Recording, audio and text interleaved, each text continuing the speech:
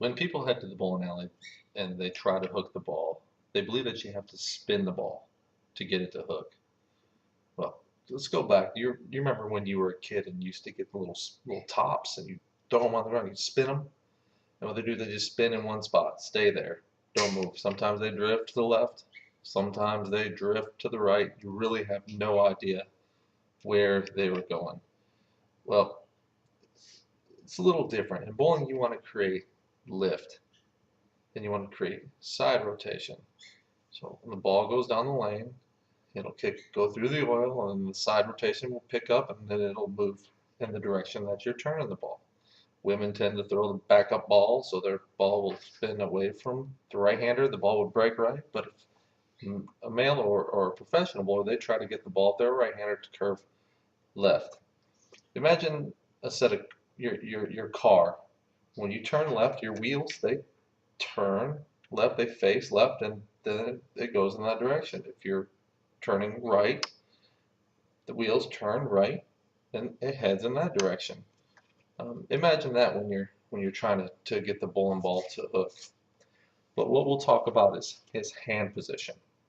Okay, at the bottom of the swing, what you want is you want your hand like you're holding a briefcase. Um, so exactly when you're back, and then you come through the bottom of the ball, your hand will be straight down, palm facing your knee, back of your hand facing away from you, and then when you follow through, you're going to reach out just like you're shaking somebody's hand directly at your target and follow through. It's a very simple motion. It starts to create accuracy, and you'll see more improved scores, and you'll be able to pick up spares a lot better. But just imagine, it's back and forth straight out to your target. It's simple. But what happens and what I've seen is when I go to the bowling alley, I see a guy go to the ball or a female, they pick up their ball off the rack, they just stand on the lane, they run up there as fast as they can to the foul line, they throw it as hard as they can, and they're looking down the lane at the pins. The ball goes wherever it goes. They have no idea why it goes in the direction, or if it hits the head pin or leaves a split. They get all upset that they didn't get a strike because they finally hit the head pin.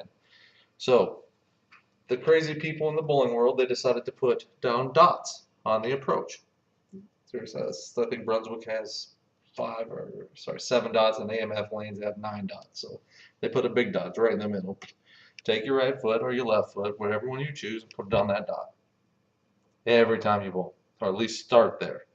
And then on down the lane, there are dots on the lane up front, and then there are arrows out on the lane. 1, 2, 3, there's 4, there's 5, 6, 7 arrows.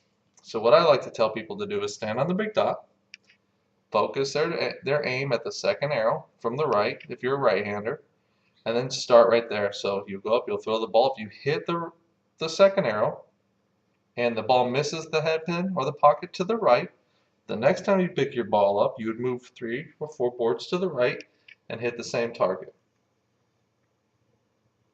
And then see what happens. If the ball goes to the left of the head pin for a right-hander, you move left. So ball misses right, move right. Ball misses left, move left. And earlier, when I got into talking about cover stocks and the different types of bowling balls, and the types of throws you have to make, and how you hold your hand position and where you aim down the lane, I first stated that the optimum angle entry is 6 degrees. So 6-degree entry angle into the pocket has the highest probability to strike. So I've stated. So let's go back. You talk about the right bowling ball to the bowler. So the ability to each other. So what you do is you go to your pro shop, your local bowling alley. There's somebody there with some knowledge. Ask them what you can do to help your game.